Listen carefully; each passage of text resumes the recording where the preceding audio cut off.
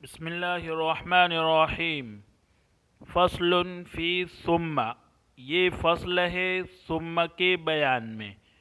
اس سے پہلے دو حروف بیان کیے تھے، واو اور فا، ان کو ختم کر کے اب ثم کی بحث مصنف علیہ الرحمہ شروع فرما رہے ہیں۔ چنانچہ مصنف علیہ الرحمہ نے فرمایا ثم للتراخی، ثم تراخی یعنی مہلت کے لیے آتا ہے، یعنی ثم یہ بتلاتا ہے کہ معطوف علیہ اور معطوف کے درمیان توقف ہے، مہلت ہے۔ مثلا کہا جائے جاء زید ثم عمر، زید آیا پھر عمر آیا، اس کا مطلب یہ ہوگا کہ زید پہلے آیا اور کچھ دیر کے بعد، کچھ مدت اور مہلت کے بعد عمر آیا ہے۔ یہ مطلب ہے ثم تراخی کے لیے اور مہلت کے لیے ہونے کا۔ پھر مہلت اور تراخی اس کی دو قسمیں ہیں، تراخی فی اللفظ،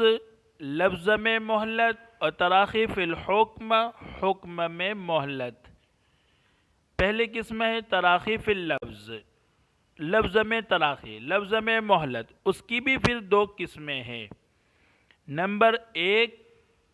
کہ بولنے والا بولنے میں معطوف علیہ بولنے کے بعد توقف کرے گا، رک جائے گا اور کچھ دیر کے بعد معطوف بولے گا۔ مثلا جاء زید، یہ کہہ کر وہ رک گیا، نہیں بولا کچھ بھی، اور کچھ دیر کے بعد بولا ثم عمر، تو یہ تراخی فی اللفظ اس کی پہلی قسم ہے۔ اور دوسری قسم یہ ہے کہ بولنے والا بولنے میں تو ایک ساتھ ہی بولتا ہے، مثلا جاءنی زید ثم عمر، اس میں ثم عمر بولنے میں اس نے توقف نہیں کیا، لیکن چونکہ اس نے بولنے میں ثم کا استعمال کیا ہے تو حقیقت میں یہ سمجھا جائے گا کہ جاءنی زید بول کر گویا وہ رک گیا، رکا نہیں، لیکن یہ سمجھا جائے گا کہ رک گیا اور پھر کچھ دیر کے بعد ثم عمر بولا ہے۔ تو یہ تراخی فی اللفظ کی دوسری قسم تھی۔ تراخی الحکم،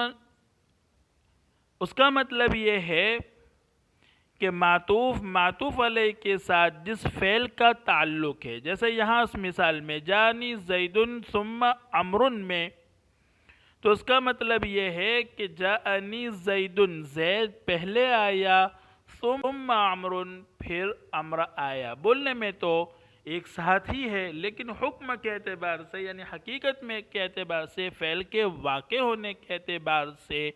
دونوں میں مہلت ہے۔ یہ مطلب ہے تراخی فی الحکم کا۔ ثم کے باب میں امام ابو حنیفہ علیہ الرحمہ اور صاحبین کا اختلاف ہے۔ امام صاحب یہ فرماتے ہیں کہ ثم کا استعمال جہاں ہوا ہوگا وہاں تراخی فی اللفظ اور تراخی فی الحکم دونوں ہوگی، اور صاحبین فرماتے ہیں کہ نہیں، وہاں صرف ثم تراخی فی الحکم مراد ہوگی، تراخی فی اللفظ مراد نہیں ہوگی۔ اسی کو مصنف علیہ الرحمہ نے فرمایا لکنہ عند ابی حنیفہ رحمہ اللہ تعالی یفید التراخی فی اللفظ والحکم، لیکن امام ابو حنیفہ رحمۃ اللہ علیہ کے نزدیک لفظ اور معنی دونوں میں تراخی کا فائدہ دے گا، وعندہما، اور صاحبین کے نزدیک یفید التراخی فی الحکم، صرف حکم میں تراخی کا فائدہ دے گا۔ صاحبین فرماتے ہیں صرف حکم میں تراخی ہوگی، لفظ میں تراخی نہیں ہوگی۔ دونوں کے درمیان اختلاف ہے۔ اس اختلاف کا ظہور کب ہوگا اس کی وضاحت مصنف علیہ الرحمہ آگے فرما رہے ہیں۔ وَبَيَانُهُ، اور اس کی وضاحت، فیما، اس مثال میں ہے۔ مسئلہ یہ ہے کہ اگر کوئی آدمی اپنی غیر مدخول بہا یعنی ایسی عورت جس سے ابھی نکاح تو اس نے کیا ہے لیکن اس سے وطی نہیں کی ہے، وہ غیر مدخول بہا کہی جاتی ہے، اور غیر مدخول بہا جو عورت ہوتی ہے اس کو ایک ہی طلاق دیں گے، چاہے وہ طلاق صریح ہو، لیکن ایک ہی طلاق سے وہ بائنہ بن جاتی ہے۔ تو ایسی غیر مدخول بہا عورت کو کہا ان دخلت الدار فانت طالق ثم طالق ثم طالق، اس طرح اسے کہا، ایک ساتھ ہی کہا، بیچ کہنے والا بیچ میں رکا نہیں ہے۔ لیکن امام ابو حنیفہ علیہ الرحمہ فرمائیں گے کہ جب یہ بولنے والا بولا تو وہ چونکہ ثم میں تراخی فی اللفظ اور تراخی فی الحکم دونوں کو مانتے ہیں، اس لیے یہ کہیں گے کہ گویا کہ بولنے والا ان دخلت الدار فانت طالق کہہ کر گویا رک گیا، رکنے کے بعد ثم طالق بولا، پھر کچھ دیر کے بعد ثم طالق بولا۔ چونکہ ان کے یہاں تراخی فی اللفظ ہے، اس لیے گویا کہ وہ بولنے میں بیچ میں رک رہا ہے۔ اب جب اس نے کہا ان دخلت الدار فانت طالق، یہ کہہ کر رک گیا، گویا امام صاحب یہ فرماتے ہیں کہ یہ کہہ کر وہ گویا کہ رک گیا، تو اب یہ پہلی طلاق تو دخول دار پر معلق ہو جائے گی، یعنی وہ گھر میں داخل ہوگی تو پہلی طلاق واقع ہوگی۔ اور پھر کہا اس نے ثم طالق، تو گویا کچھ دیر کے بعد اس نے کہا ثم طالق۔ جب ثم طالق کہا اور وہ اس کی بیوی طلاق کا محل بھی ہے، یعنی اس کو طلاق واقع ہو سکتی ہے، تو جب ثم طالق کہا تو اس سے اس کو طلاق واقع ہو گئی، ایک طلاق واقع ہو گئی۔ چونکہ وہ غیر مدخول بہا ہے تو ایک ہی طلاق سے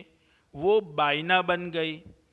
اب جب بائنہ بن گئی، طلاق کا محل باقی رہی نہیں، یعنی اب اس کو طلاق نہیں دی جا سکتی ہے کیونکہ وہ اس نکاح سے الگ ہو چکی ہے، تو آگے والی جو تیسری طلاق ہے ثم طالق، وہ لغو ہو جائے گی، اس وجہ سے کہ وہ طلاق کا محل باقی ہی نہیں رہے، اس کے نکاح میں ہے ہی نہیں، تو ثم طالق تیسری طلاق جو ہے وہ لغو ہو جائے گی۔ یہ امام صاحب رحمۃ اللہ علیہ فرماتے ہیں، اس وجہ سے کہتے ہیں کہ وہ تراخی فی اللفظ کو بھی مانتے ہیں، جبکہ صاحبین کے یہاں تراخی فی اللفظ نہیں ہے، بولنے میں تو کوئی ایک ساتھ ہی بول رہا ہے وہ، ہاں حکم میں تراخی ہوگی، مہلت ہوگی، تو وہ یہ کہیں گے کہ جب شوہر نے ان دخلت الدار فانت طالق ثم طالق ثم طالق کہا تو بولنے میں تو ایک ساتھ بول گیا ہے وہ، ہاں البتہ حکم میں تراخی ہوگی۔ حکم میں تراخی ہونے کا مطلب یہ ہے کہ جب وہ گھر میں داخل ہوگی اور یہ تینوں طلاقیں دخول دار پر معلق ہو جائے گی، تینوں طلاقیں دخول دار پر معلق ہو جائے گی۔ جب وہ عورت گھر میں داخل ہوگی تو ترتیب سے طلاق واقع ہوگی۔ ترتیب سے واقع ہونے کا مطلب پہلے پہلی واقع ہوگی، پھر دوسری، پھر تیسری۔ اب جب وہ گھر میں داخل ہوئی تو پہلے پہلی طلاق واقع ہو گئی، اور جیسے ہی پہلی طلاق واقع ہوئی اور وہ عورت غیر مدخول بہا ہے تو پہلی طلاق سے ہی وہ بائنہ بن گئی۔ بائنہ بن جانے کی وجہ سے اب وہ طلاق کا محل باقی ہی نہیں رہی، یعنی اس کو طلاق واقع ہو ہی نہیں سکتی۔ جب نہیں ہو سکتی تو دوسری دو طلاقیں جو ہیں، دوسری اور تیسری، وہ لغو ہو جائے گی اور پہلی ایک ہی طلاق اس کو واقع ہوگی۔ آئیے عبارت دیکھتے ہیں ہم، وَبَيَانُهُ، اس کی وضاحت، فیما، اس مسئلے میں ہے، اذا قال لغیر المدخول بها، جب شوہر اپنی غیر مدخول بہا بیوی سے کہے ان دخلت الدار فانت طالق ثم طالق ثم طالق کہا، فعنده، تو امام صاحب رحمۃ اللہ علیہ کے نزدیک یتعلق الاولی بالدخول، پہلی طلاق تو دخول دار پر معلق ہو جائے گی، وتقع الثانیۃ فی الحال، اور دوسری طلاق فوراً واقع ہو جائے گی، اس وجہ سے کہ وہ بھی طلاق کا محل ہے۔ وَلَغَتِ الثَّالِثَةُ اور تیسری طلاق لغو ہو جائے گی، لغو اس وجہ سے کہ جب دوسری طلاق واقع ہوئی تو ایک ہی طلاق سے وہ بائنہ بن گئی۔ وَعِنْدَهُمَا اور صاحبین کے نزدیک يَتَعَلَّقُ الْكُلُّ بِالدُّخُولِ تمام طلاقیں دخول دار پر معلق ہوگی، دخول دار پر اس وجہ سے معلق ہوگی کہ وہ تراخی فی اللفظ کو نہیں مانتے ہیں۔ ثم عند الدخول پھر داخل ہونے کے وقت، گھر میں داخل ہونے کے وقت یظہر الترتیب طلاق واقع ہونے میں ترتیب ظاہر ہوگی۔ فلا یقع الا واحدۃ تو واقع نہیں ہوگی مگر ایک ہی، چنانچہ ایک ہی طلاق واقع ہوگی، دوسری اور تیسری طلاق لغو ہو جائے گی۔ وَلَوْ قَالَ أَنْتِ طَالِقٌ ثُمَّ طَالِقٌ ثُمَّ طَالِقٌ إِنْ دَخَلْتِ الدَّارَ اوپر جو مسئلہ تھا اس میں شرط کو شوہر نے مقدم کیا تھا، ان دخلت الدار فانت طالق ثم طالق ثم طالق، جبکہ یہاں شرط کو مؤخر کر رہا ہے، تو جب یہ کہے گا انت طالق ثم طالق ثم طالق ان دخلت الدار تو گویا امام صاحب یہ فرمائیں گے کہ انت طالق کہہ کر وہ رک گیا، چونکہ ان کے یہاں تراخی فی اللفظ اور تراخی فی الحکم دونوں ہے۔ جب انت طالق کہہ کر وہ رک گیا تو فوراً اس کو طلاق واقع ہو جائے گی، اس لیے کہ اس وقت وہ طلاق کا محل ہے، طلاق اس کو واقع ہو سکتی ہے۔ جب یہ طلاق واقع ہو گئی اور چونکہ وہ غیر مدخول بہا ہے اس لیے اس کو طلاق بائنہ واقع ہو جائے گی،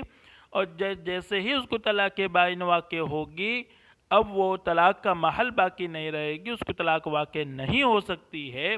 اس لیے پھر دوسری اور تیسری جو طلاق ہے وہ دونوں لغو ہو جائے گی۔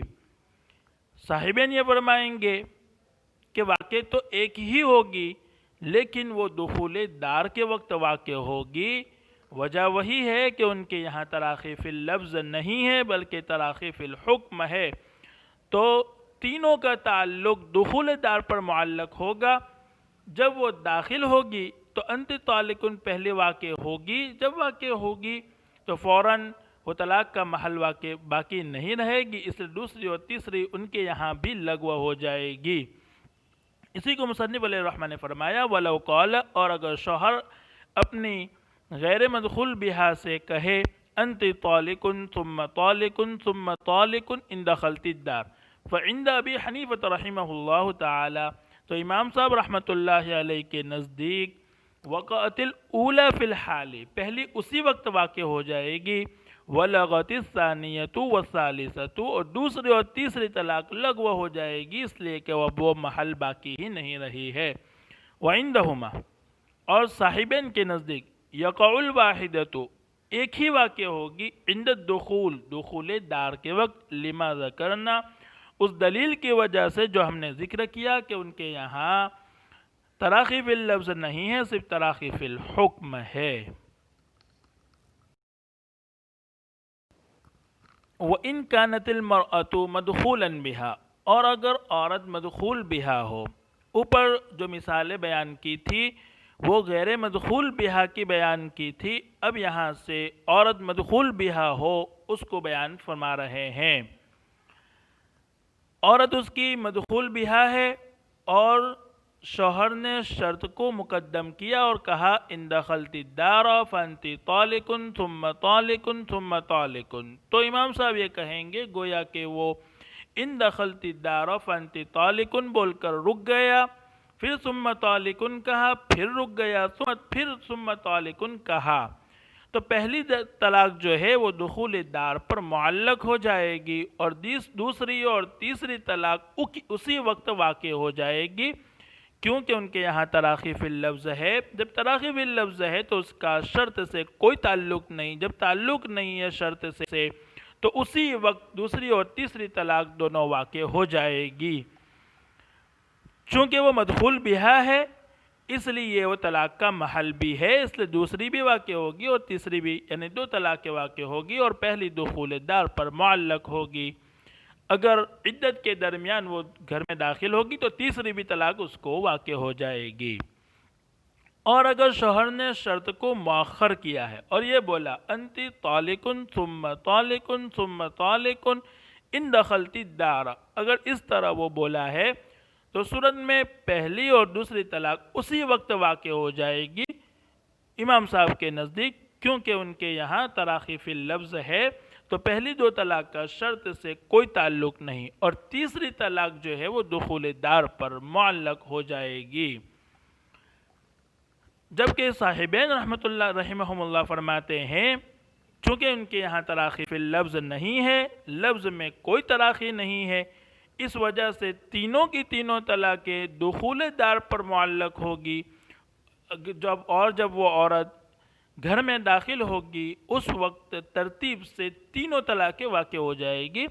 چونکہ وہ مدخول بہا ہے اس لیے وہ طلاق کا محل ہے بھی، اس سے تینوں طلاقیں پہلے پہلی پھر بعد میں دوسری تیسری، اس طرح تینوں طلاقیں واقع ہو جائے گی دونوں صورتوں میں۔ دونوں صورتوں کا مطلب یہ ہے کہ چاہے وہ شرط کو مقدم کرے یا مؤخر کرے۔ وَإِن كَانَتِ الْمَرْأَةُ مَدْخُولًا بِهَا، اور اگر عورت مدخول بہا ہو، فَإِن قَدَّمَ الشَّرْطَ، شوہر نے شرط کو مقدم کیا،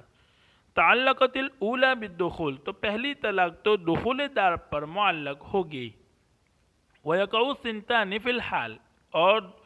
دو طلاقیں اسی وقت واقع ہو جائے گی عند ابی حنیفہ رحمہ اللہ تعالی۔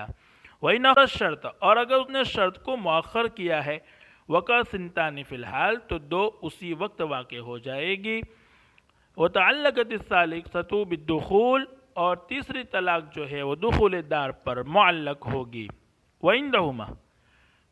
اور صاحبین کے نزدیک، يَتَعَلَّقُ الْكُلُّ بِالدُّخُولِ، تمام طلاقیں دخول دار پر معلق ہوگی، فی الفصلین، دونوں صورتوں میں، یعنی اس نے شرط مقدم کی ہو یا مؤخر کی ہو۔ السلام علیکم ورحمۃ اللہ وبرکاتہ۔